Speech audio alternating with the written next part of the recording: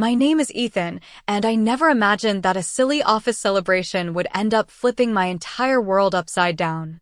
I worked at a mid-sized marketing agency in Chicago. We weren't huge, but we had a lively team, and whenever the company hit a milestone, our boss loved throwing quirky office parties. This time, we just landed our biggest client yet, so the atmosphere was electric. The party started with pizza, music, and champagne. Then, our boss Mr. Reynolds rolled out a stack of colorful envelopes for what he called the mystery prize raffle. Everyone's name went into a hat, and one by one, people came up to claim their envelopes. The first few prizes were incredible. A brand new tablet, a pair of expensive headphones, even a weekend getaway voucher. People were cheering and clapping with every reveal. But as the envelopes dwindled, I started to feel nervous. Somehow, my name was still in the hat. By the time I was finally called, there was just one lonely envelope left at the bottom of the pile. When I tore it open, I froze. Inside was a tube of glittery pink lipstick. The office roared with laughter. Mr. Reynolds chuckled, holding up his phone as if he was ready to film my humiliation. Company rules, he teased. Last straw has to use the prize. I felt my face heat up, but with everyone watching, I didn't have much choice. So, forcing a grin, I twisted open the lipstick and applied it in a quick swipe. The room erupted in cheers and whistles. But as I lowered the tube, I noticed someone watching me differently from the others. It was Rachel, our confident and sharp-tongued project manager. She wasn't laughing. Instead, she studied me with a strange curiosity, almost like she saw something no one else did. When the noise died down, I hurried to the restroom to wash it off. But as soon as I stepped out, Rachel was waiting in the hallway, arms crossed, a sly smirk tugging at her lips. That wasn't your first time, was it? She asked softly. My stomach dropped. What are you talking about? I muttered, trying to brush past her. She stepped in front of me. Ethan, I've seen guys fumble with lipstick before. You handled it like a pro. So tell me, do you dress up sometimes? Her words cut sharper than I expected. My heart pounded, because the truth was yes. I had been experimenting in secret for years. Only inside my apartment, never outside. No one knew. And I planned to keep it that way. I don't know what you mean, I said, forcing a nervous laugh. Rachel tilted her head, clearly unconvinced. That's a shame, she murmured.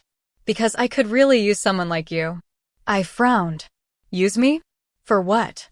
She leaned closer, her eyes glittering. There's a contest coming up. A women's group is holding a Transform Your Boyfriend challenge. Biggest prize I've ever seen. And with my skills and your hidden talents, we'd win for sure. I blinked, stunned. I hadn't expected the conversation to go this way. Rachel smiled knowingly, as if she could already see me agreeing. Think about it, Ethan.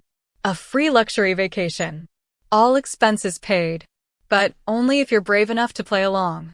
Her words hung in the air like a challenge I wasn't ready for. And yet, a tiny spark inside me whispered, what if I said yes? I barely slept that night. Rachel's words kept replaying in my head like an echo I couldn't silence. A contest. A transformation. A prize.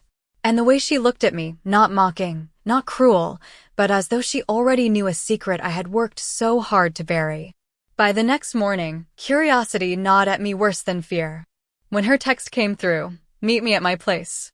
Noon. Don't be late. I found myself typing back okay before I could talk myself out of it. Rachel lived in a sleek loft on the north side of the city, filled with plants, sunlight, and enough clothing racks to rival a boutique. She greeted me with her usual confidence, wearing a sharp red blazer and ripped jeans. Right on time, she said, smirking as she ushered me inside. I knew you'd come. I shifted nervously. I just wanted to hear more about this contest. She tossed her phone onto the counter and poured herself coffee. Simple rules.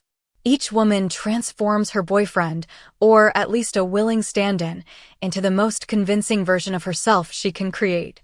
Hair, clothes, makeup, mannerisms. The judges pick a winner. Prize is an all-expenses-paid vacation to Santorini.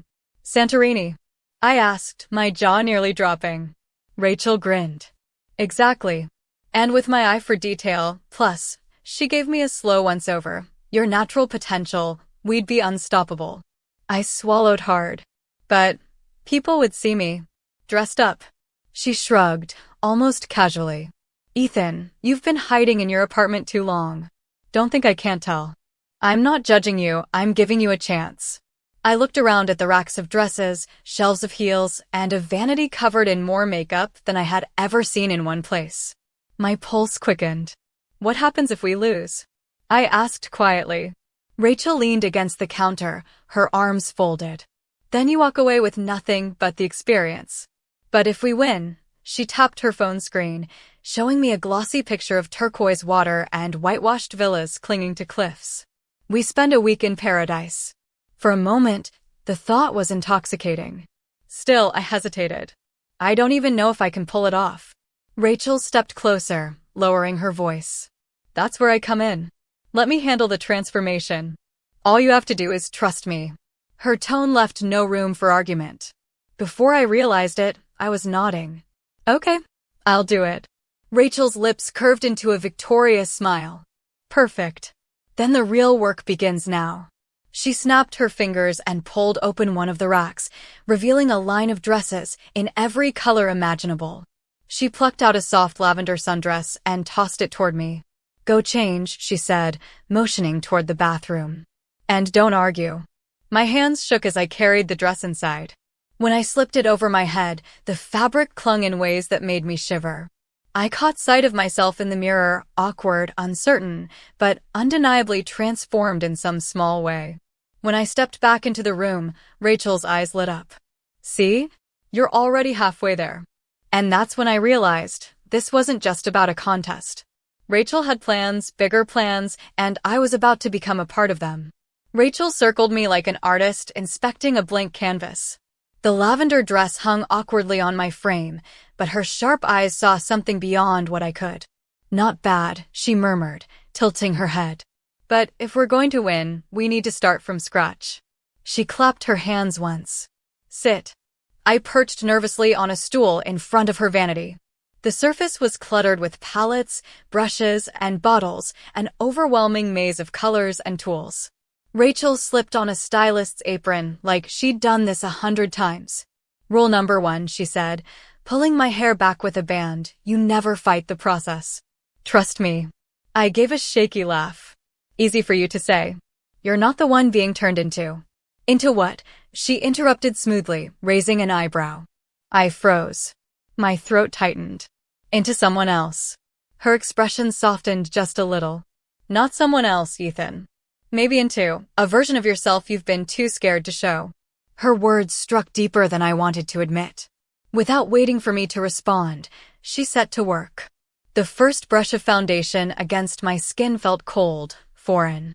Then came contouring, shadows sweeping across my cheekbones, lines of light and dark that reshaped my face. She leaned back now and then, squinting critically. Your bone structure actually works in our favor. Softer than you think. I tried to steady my breathing as she moved on to eyeliner. My eyes watered with each careful stroke. Don't blink, she warned. If you're going to wear this, you'll need to master control. Control.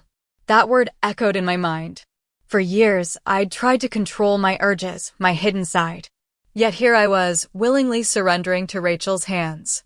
When she finally pressed a deep rose lipstick to my lips, I barely recognized the reflection staring back at me. My face was transformed. Feminine. Striking. Rachel smirked. Told you. Half the office probably wouldn't recognize you right now. But she wasn't finished. From the corner, she lifted a wig stand.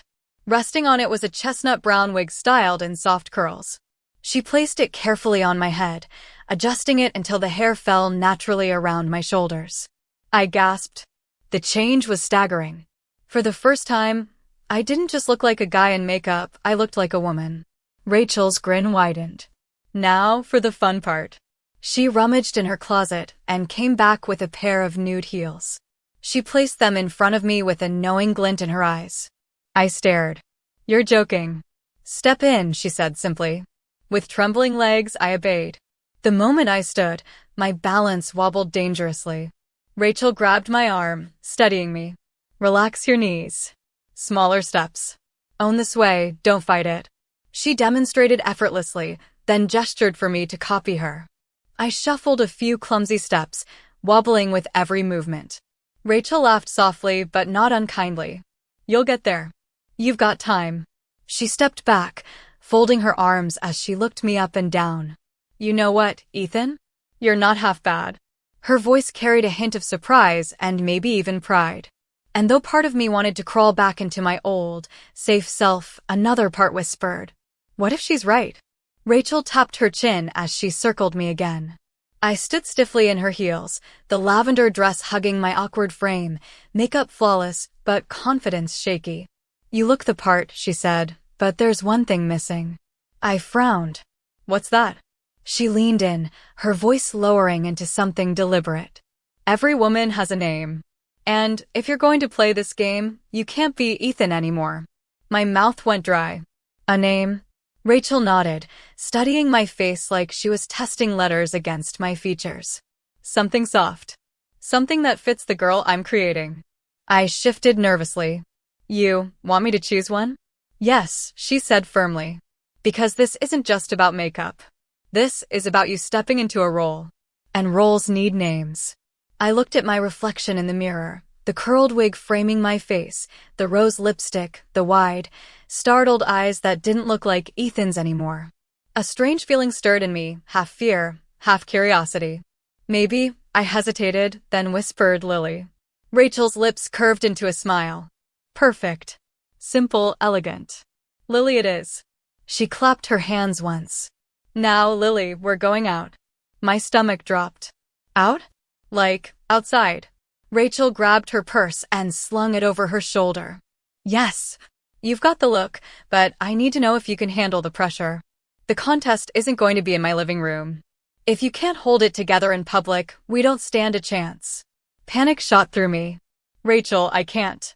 You can, she cut in smoothly. And you will. Trust me. Minutes later, I found myself sitting in the passenger seat of her car, heart hammering so hard I swore she could hear it.